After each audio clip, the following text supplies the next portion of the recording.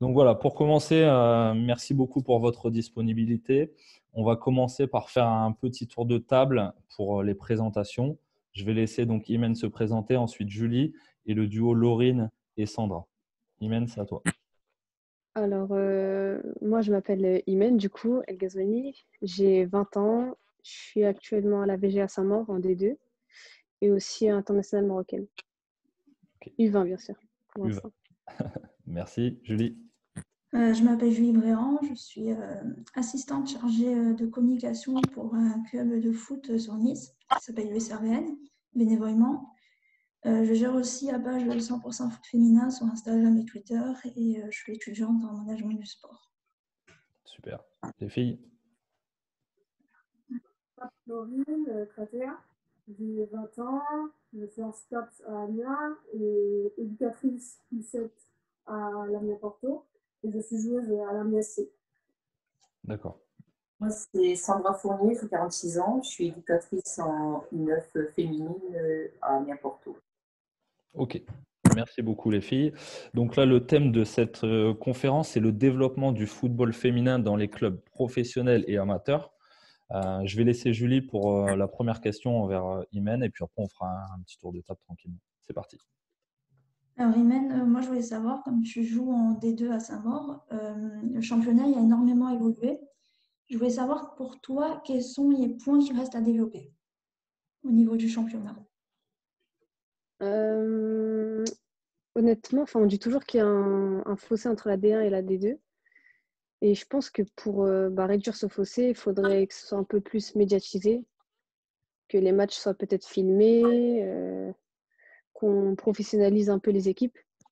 Parce qu'en D2, on peut voir qu'il y a les clubs, on va dire, avec une structure pro, et il y a les clubs amateurs. Et souvent, là, juste là, en temps de Covid, on peut voir que les équipes professionnelles, elles peuvent s'entraîner avec les contrats, tout ça, alors que les équipes amateurs ne peuvent pas s'entraîner. Donc, rien qu'avec ça, c'est pas étonnant qu'on voit des matchs avec des 6-0 à chaque fois ou des choses comme ça. Donc, je pense qu'il faudrait plutôt professionnaliser la D2, quoi. Au niveau des, je reprends, au niveau des droits télé, la D1 féminine, elle est diffusée ou pas du tout dans les médias? Oui, sur Canal+, normalement. Canal+, mais pas la D2. Non, pas la D2. Je vais couper la galanterie. Moi, j'ai une petite question justement au niveau de ça. On parlait du développement du football féminin. Euh, tu- comment les axes d'amélioration du football féminin, ça passe à ton avis par l'argent? Il faut savoir quand même qu'il y a une grande différence pour vous en tant que professionnel quand tu es en D1 dans un club par rapport au football masculin. Et moi, tu vois, je trouve ça un peu bizarre parce que vous restez des joueuses professionnelles et je trouve ça bizarre d'avoir un décalage au niveau de ne serait-ce que des salaires ou même au niveau des. Je regardais un reportage où tu as beaucoup de joueuses en D1 qui sont professionnelles qui travaillent à côté.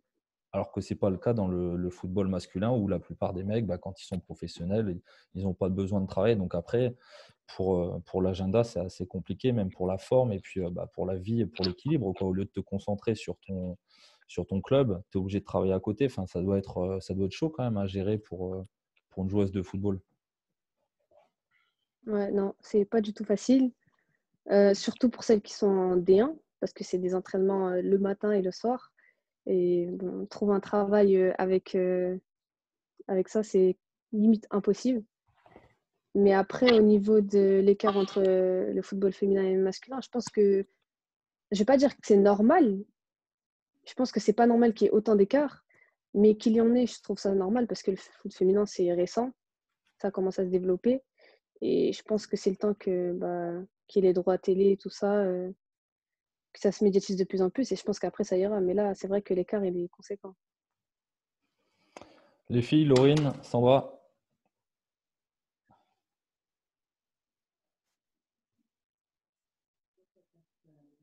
En tant que joueuse, tu ressens énormément d'inégalités ou pas en tant que femme? Oui, je trouve qu'il y a énormément. Enfin, je vais pas dire énormément, il y en a un peu, Dans le sens, oui, niveau salaire, un garçon, s'il va dans un club en Ligue 2, il pourra en vivre pratiquement toute sa vie, il pourra en vivre. Alors que là, moi, étant en D2, je suis quasi obligée de travailler si je veux de l'argent ou des choses comme ça. Et lui, il pourra se consacrer au foot, donc progresser plus vite, alors que moi, ça va être un peu plus compliqué, quoi. Donc oui, je pense que il va y avoir des inégalités. Laurine? Moi, je me demandais, c'est quoi les avantages et les inconvénients à être dans le milieu professionnel? Les avantages, je pense que c'est le fait de vivre du foot, d'en faire tous les jours. Je pense que ça, c'est la chose principale. Après, l'inconvénient, c'est comme je viens de dire là, c'est que c'est compliqué de allier toutes ces choses. Le fait que je dois travailler et en même temps aller au foot après, t'es fatigué. Enfin, des fois, tu peux ne pas avoir le moral, des choses comme ça. Et je peux pas en vivre tous les jours. Je peux pas me lever le matin et travailler mon football, bien que je le veuille. Donc voilà, je pense que c'est ça. Julie?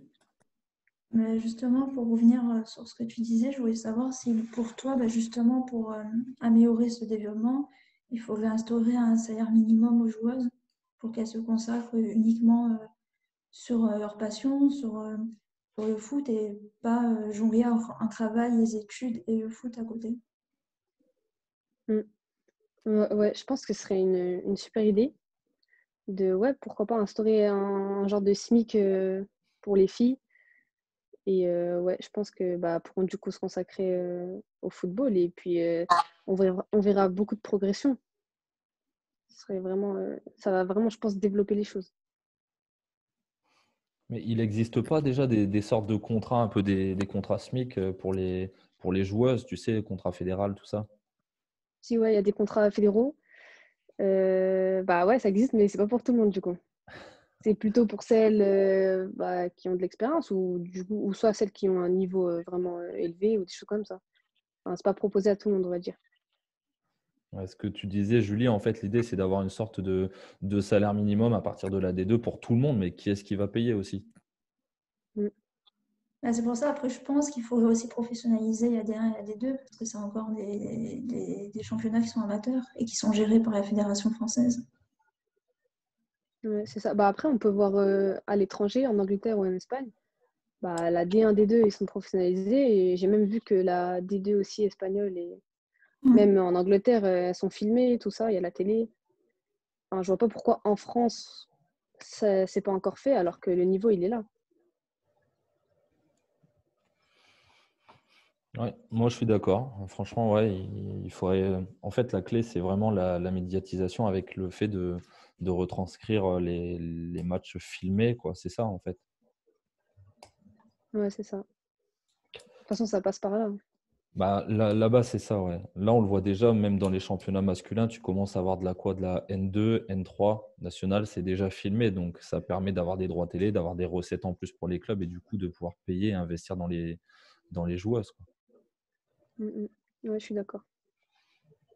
Laurine, Sandra? Première sélection nationale, tu l'as vécu comment? Alors, pour moi, c'était une super expérience parce que, en fait, c'était sur 2 semaines et c'était comme si on était vraiment pro. C'était vraiment professionnalisé. Tous les jours des entraînements, il y avait des soins tous les jours. Enfin, tout était programmé. Et aussi, le fait de jouer pour son pays, ça, c'est quelque chose qui ne s'explique pas. Donc, ouais, franchement, c'est vraiment quelque chose de fou. Au niveau justement du foot féminin dans le championnat marocain, comment est-ce qu'il est, comment dire, quelle différence il y a entre le championnat marocain et le championnat français dans le foot féminin? Je pense que le championnat français, il est plus évolué. Ça fait un bout de temps qu'il est développé quand même. Et après, le championnat marocain, bah, il y a eu un peu de retard, mais là, de ce que j'ai vu, ça commence à monter de plus en plus fort. Ils vont commencer à professionnaliser leur D1 et leur D2. Donc, je pense que voilà, l'écart qu'il y a, c'est le temps qu'ils ont mis à se développer, mais ça va arriver aussi vite, je pense.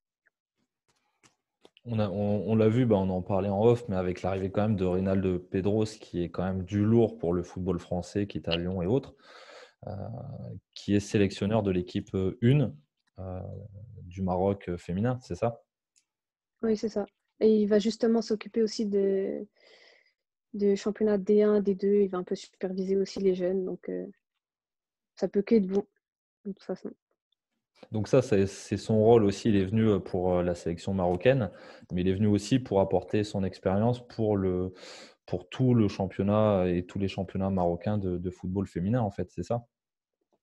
C'est ça. C'est exactement ça. Il va un peu superviser tout. Et de toute façon, je pense que le Maroc, ils ont mis les moyens pour pouvoir développer les divisions. Donc, je vois pas pourquoi ça irait pas. Laurine?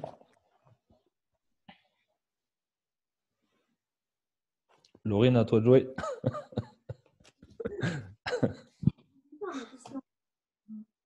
Je voulais savoir, tu as commencé avec les garçons ou avec les filles, le football? J'ai commencé à 11 ans avec les garçons. J'ai fait 2 années. Et après, à l'âge de 13 ans, 14 ans, j'ai dû aller avec les filles, du coup. Mais c'est parce que au départ, il n'y avait pas d'équipe de filles. Ouais, c'est ça. Au départ, il y avait vraiment pas beaucoup. Il y avait quoi? Juvisy, je pense, qui était connu, mais c'était loin de chez moi. Et du coup, ouais, je suis allée au club de ma ville. Et ouais, il n'y avait pas de filles là-bas encore. D'accord. Julie?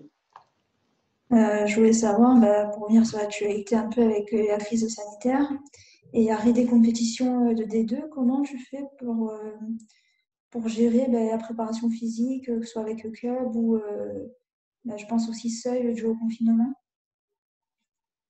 Alors, c'est super compliqué parce que c'est pas du tout pareil d'avoir des entraînements seuls et des entraînements comme d'habitude en collectif.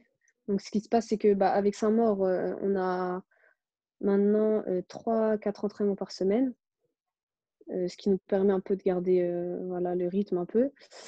Et à côté, je cours un peu toute seule et c'est tout. Mais après, je vais pas mentir, je sens que c'est pas du tout pareil que l'année précédente. Genre, on sent que le rythme, il est pas pareil. Et franchement, ça a cassé beaucoup de choses. Et là, vous avez une date de reprise pour les championnats ou pas du tout? Non, on a que on va dire, on a que des hypothèses. Moi, on m'a dit le 20 janvier.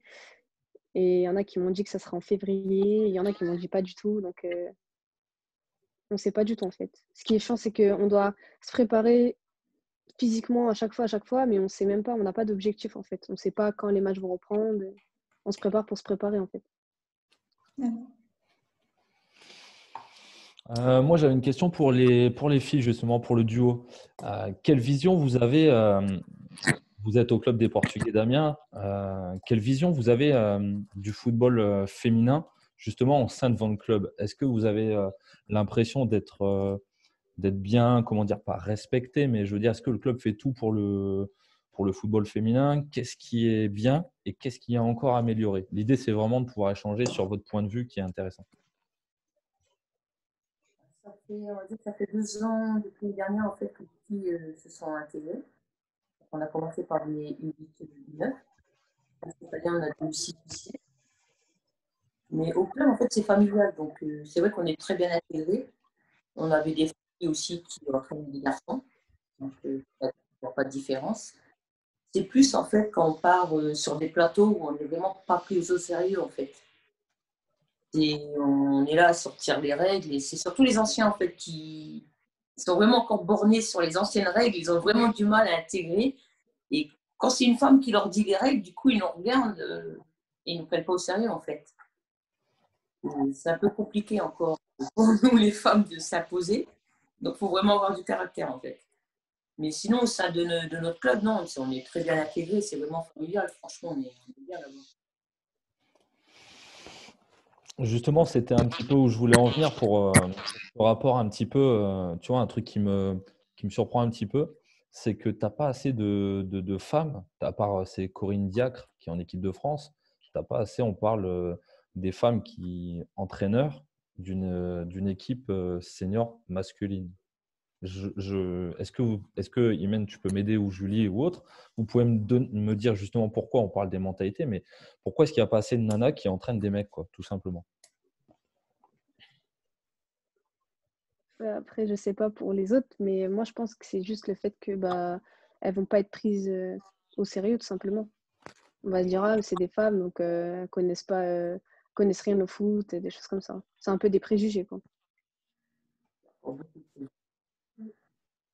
C'est ça, Sandra, ça a des préjugés en fait, c'est ça? On est des femmes, mais nous, en gros, notre rôle, on est à la cuisine. C'est ça. Non, après, ouais, non, les préjugés, enfin, je sais pas, moi, c'est une vision que j'ai sur le foot et que ce soit un homme ou une femme, c'est même Stéphanie Frappard qui arbitre, qui a arbitré, je trouve que ça, c'est bien. Après, que ça soit un homme ou une femme, les règles, elles sont les mêmes pour tout le monde. On reste des passionnés de football. Donc, après, il faudrait, je sais pas, quel conseil. Toi, Julie, t'en penses quoi? Non, et moi je pense que c'est pareil, c'est des préjugés. Je pense après ça va changer peut-être à l'avenir. Peut-être aussi c'est en France, c'est plus fermé que dans d'autres pays ou dans d'autres sports. Il y a pas longtemps, j'ai vu qu'il y avait pour la première fois une entraîneuse qui avait entraîné la NBA, un club de NBA. C'est pareil pour le foot américain. Pour l'instant, il n'y a que le football où ça reste comme ça. Peut-être que ça va changer, mais ça prend plus de temps que d'autres sports, je pense. Et qu'est-ce qu'il faudrait, selon toi, justement, pour que ça change? Mais je pense que d'abord, c'est médiatiser beaucoup plus le foot féminin et changer les mentalités sur ça. Souvent, le foot féminin, il est rabaissé, il est critiqué. Et je pense que ça part aussi du fait qu'on ne communique pas assez sur ça. Après, les inscriptions, je sais pas, moi, regarde-toi, Sandra, qui a des jeunes. Est-ce que tu as pensé à passer tes diplômes? Est-ce que tu as des diplômes? Laurine, pareil, je sais pas. Est-ce que ça vous tente? Moi, j'ai fait mon module U7 et le U9 pour l'instant. Donc, vraiment progressivement. Parce que comme j'ai des enfants à côté, donc il faut vraiment que je gère. Donc, petit à petit. Et Laurine, du coup, toi, tu joues à l'Amiens SC, c'est ça? Et t'en penses quoi? C'est quelque chose qui t'intéresserait après ta carrière? Bon, tu es encore jeune, mais est-ce que c'est quelque chose qui t'intéresserait d'entraîner une équipe masculine ou féminine, peu importe? Je sais pas. Et moi, je ne suis pas contre. Dès que j'ai mes diplômes et que je suis apte à pouvoir le faire, ça ne me dérangerait pas du tout. Julie, une petite dernière question pour Imen. Oui. Je voulais savoir justement par rapport à ton club Saint-Maur si ils avaient des projets justement pour développer, que ce soit la formation ou l'équipe féminine de D2. Alors, pour la développer dans le sens football ou dans le sens médiatique? Football. Football, après, ça, c'est entre le coach et le président. Je pense que ils regardent un peu les matchs des autres clubs et ils vont faire en sorte d'aller chercher certaines filles qu'ils ont besoin pour faire remonter le club. Après, s'ils ont des projets réellement, je ne sais pas. D'accord. Les projets justement club. Ouais, voilà, des projets je pense qu'ils ont quand même des projets de montée, mais quels moyens ils vont faire pour, je ne sais pas du tout. Enfin, ça, c'est entre le coach et le président. Comment dire, le club, la section féminine existe depuis combien de temps à Saint-Maur? Tu sais Ça pas. fait longtemps. Ils ont fait déjà de la D1, ils ont connu le haut niveau. C'est un bon club, franchement, mais depuis combien de temps, je pourrais pas dire. Mais ça fait très longtemps, hein. Ah d'accord, ils ont connu l'ADR. Ah, c'est pas mal alors. Ouais, ils ont connu la D1, je crois. Merci. Les filles?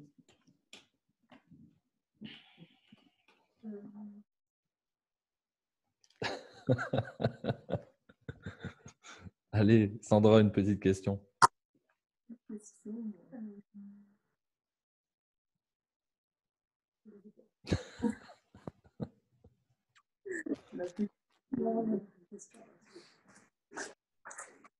Il n'y a plus de questions. Vous n'avez plus de questions, ça y est, c'est fini.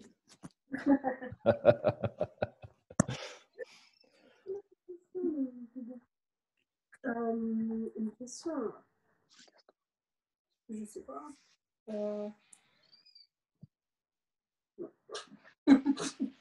je n'ai pas d'imagination là. Bah, en fait, elle a déjà répondu à ce qu'on avait comme question, donc c'est super là. Non, franchement, c'est super intéressant. Après, moi, je trouve que voilà, de discuter et d'échanger sur le football féminin ensemble, ça permet justement, le fait d'en parler, ça permet de se poser les bonnes questions, d'échanger et de montrer aussi aux gens qu'on voilà, on fait des choses pour avancer. On parle du temps, le temps fait les choses, mais derrière, il faut des actions aussi. Il faut, quand on voit qu'on a quand même la chance d'avoir, voilà, on parle pour l'équipe de France qui a quand même du lourd, les joueuses qui ont de la qualité, il y a quand même, comment dire, ça se modernise au niveau du football français. Et c'est pour ça que je t'ai posé la question au niveau du football marocain. On voit que si la fédération marocaine a pris Reynald Pedros, c'est pas pour rien. Sinon, ils auraient pris un entraîneur de lambda. Il y a un vrai projet à terme qui se construit et c'est que bénéfique parce que bah, comme je dis toujours, le fait d'avoir des équipes dans l'élite, ça fait monter en compétence les autres et ça fait bah, avancer. Et puis, on l'espère, moderniser la D2 française qui a des joueuses de qualité, même au niveau de la R1, parce que je crois que les Portugais d'Amiens sont en R1 en équipe féminine, c'est ça? Si je ne me trompe pas, les filles. Vous êtes dans le championnat de l'Amiens SC? Ok. Bon, qu'on embrasse aussi, hein, puisque bah, Hicham, c'est une bonne personne et je l'apprécie. Donc, qui est le coach, hein, un gros bisou. Mais ouais, il faut vraiment en parler et puis donner de la visibilité. Le fait d'avoir Julie, c'est comment dire, c'est la D1 Arcana, c'est ça, sur YouTube. Pardon? Je dis, il y a la D1 Arcana est filmée et diffusée sur YouTube, le Sur championnat. Canal+. Sur Canal+. Et sur Ouais. YouTube, il n'y a pas un truc où ils parlent Ouais, des… ils font des petites vidéos sur YouTube. Ça s'appelle Mag, pour voir un peu ce qui se passe en interne dans les clubs. Ouais, c'est des petites vidéos qu'ils mettent à disposition sur YouTube. Et du coup, ça permet justement de voir les meilleures actions, ne serait-ce que sur les joueuses, les gardiennes, tout ça, sur le football féminin. Et toutes ces petites choses-là font que ça font changer un peu les mentalités et puis donner une visibilité. Après, pour les droits TV, ben, il faut savoir que tu as tout ce qui est Coupe du Monde, tout ce qui est les grands événements qui vont pouvoir mettre en valeur le foot féminin. Après, voilà, Imen, toi, au niveau du dernier tour de table, qu'est-ce que justement, tu souhaites à toutes ces filles qui veulent bah, devenir professionnelles et percer dans ce monde du football féminin? Bah, je suis pas non plus bien placée pour dire des choses, mais s'il y a des petits conseils, je Oui. pense que ce serait, bah, il y a que le travail en fait qui paye. Il n'y a pas de raison. Si tu travailles tous les jours ton football, tu vas forcément progresser. Si tu progresses, bah, tu iras de plus en plus loin, quoi. Donc, je pense privilégier le travail et le reste, ça va suivre. Tu es plutôt pour intégrer justement comment dire, une équipe féminine tout de suite ou rester dans une équipe mixte en jeune? Tu vois, un petit peu le truc parce que c'est un peu… Si tu n'as pas d'équipe, c'est très simple. Si tu n'as pas d'équipe de filles, tu vas jouer avec les garçons. Mais si tu as le choix, tu préconises quoi? Vous préconisez quoi, vous les filles? Euh, bah, enfin, je vais pas dire je vais préconiser les garçons parce que j'ai fait les garçons ou autre chose. J'ai pas pu faire les filles étant jeune, mais s'il y a une équipe de filles, pourquoi pas faire les filles directement? Après, on dit toujours que c'est mieux d'intégrer les garçons d'abord pour avoir plus de mental, des choses comme ça, mais je suis pas d'accord. Je pense qu'on peut commencer avec n'importe qui, ça reste du football. Oui, mais après, les garçons, ils jouent. Enfin, ils ont un autre type de jeu comparé aux filles. Je trouve que c'est plus rapide. Et du coup, quand tu commences chez les garçons, je sais pas, ça se voit, ça se sent dans les gestes, dans la façon de jouer. Après, c'est vrai que chez les garçons, tu as une différence, c'est que les garçons, ils arrivent à tomber plus facilement. Ça, moi, quand je regarde le football masculin et féminin, on voit que les simulations dans le football masculin, il est quand même plus fort que les filles. Non, non, c'est pour les taquiner un petit peu. Mais moi, quand je regarde, tu vois, le football féminin, je trouve que vous êtes quand même, Vous êtes, voilà, ça joue bien. Après, tu parles de rapidité, mais voilà, tu as quand même de la technicité, tu as moins de simulation. Ça, c'est clair et net. Quand tu vois la différence entre un match de D1 féminine et un D1 masculin, même s'il y a la VAR et plein de. Comment dire? Ouais, il y a la VAR, il y a plein de choses qui peuvent aider. On voit que les filles, vous êtes quand même plus francs, entre guillemets, quand ça joue au ballon. Ça, c'est mon point de vue personnel. Après, je ne sais pas voilà, ce que vous en pensez, mais ça, c'est mon point de vue. Je n'ai pas peur d'en parler parce que c'est quand même moins haché, c'est quand même plus, ouais, c'est plus franc, quoi. C'est vrai. C'est vrai? Julie, t'en penses quoi? Moi, je suis pas mieux pour parler de ça, malheureusement. Pardon? J'ai dit, je suis pas mieux placée pour parler de ça. Non, mais quand tu regardes un match, tu vois la différence. Oui, Enfin, je sais bien pas sûr. si tu vois justement, peut-être que quand tu vois un match de D1 féminin, masculin, tu vois peut-être pas de différence, je sais pas. Oui, on voit toujours une différence. Après, je pense que ça va dépendre des personnes, de l'œil qu'ils apportent à ce regard-là. Imen, dernier mot? Sur ça, pour moi, il y a une différence. Après, la différence, elle est plus physique, je pense. Un homme, il va forcément plus courir, il va sauter plus haut, il va courir plus vite, des choses comme ça. Mais sinon, tout ce qui est tactique, technicité, il n'y en a pas vraiment. Après, justement, au niveau de ton club, est-ce que vous avez un préparateur physique? Est-ce que vous avez un staff qui est quand même assez étoffé ou ça manque encore de monde par rapport à justement à d'autres clubs de D2 qui sont dans des structures pro? Non, pas du tout. Au niveau staff, je pense on est bien. On a un kiné, un préparateur physique et un coach adjoint. Donc, pour l'instant, ça s'est toujours bien passé. Ouais, donc c'est similaire aux autres clubs, quoi. Là-dessus, vous êtes pas impacté par rapport au Covid, des choses comme ça. C'est Non. plus sur le fait de ne pas pratiquer, en fait, c'est ça? Ouais, c'est ça. C'est vraiment la pratique. Sinon, tout ce qui est staff, tout ça, on est très bien. Bah, écoutez, mesdames, le temps passe très vite là, ça se termine. Je voulais vous remercier pour votre disponibilité. C'est peut-être pas toujours évident d'en parler, le football féminin. Moi, je prends en tout cas un grand plaisir à pouvoir l'évoquer sans problème et le mettre en avant, c'est un peu l'objectif. Je vous souhaite une bonne continuation dans les clubs respectifs et puis on espère pour Imen sélection A avec Pedros, tranquille. Et puis Ouais. les filles, Laurine avec l'Amiens SC et puis Sandra pour les Portugais d'Amiens, pareil, bonne continuation avec les clubs. Julie, on te souhaite bonne continuation avec le podcast sur YouTube. Tu peux le rappeler ce que c'est déjà? C'est 100% foot féminin. C'est un petit podcast que j'ai créé il n'y a pas très longtemps. Il va peut-être bientôt avoir un épisode 2. Donc voilà, c'est tout ce que je peux dire pour l'instant. Je suis encore en train de travailler dessus et il y a des choses qui vont arriver. Donc, en fait, ça résume le football féminin en D1, c'est ça, Ouais, D1, D2? c'est ça, c'est un peu l'actualité, c'est un peu des débats entre différents supporters, différentes aussi personnes qui travaillent dans ce milieu-là pour aborder l'actualité et aussi de la saison, que ce soit des 1 et des 2. Merci Julie. Imen, encore merci. Laurine et Sandra, encore merci une nouvelle fois. Ça fait beaucoup de merci, mais ce n'est pas toujours évident de pouvoir échanger comme ça, surtout pour une première fois. Mais bon, en tout cas, c'était cool et puis j'ai pris plaisir. Merci à vous les filles. Merci à vous aussi. Bonne Merci. continuation. Ciao.